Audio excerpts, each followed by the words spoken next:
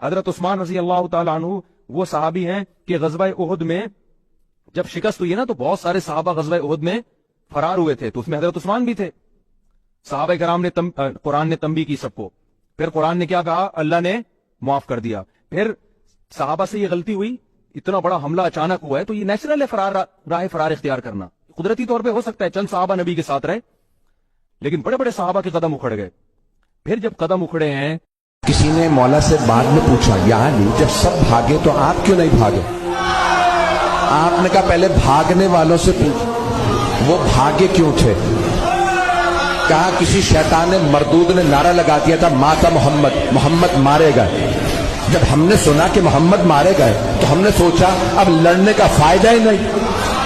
کہا یا علی وہ کہتے ہیں ہم اس لیے بھاگے کیونکہ پیغمبر کے مارے جانے کی خبر اڑا دی گئی تھی، تو وہ سب کہہ رہے تھے اب لڑنے کا فائدہ نہیں.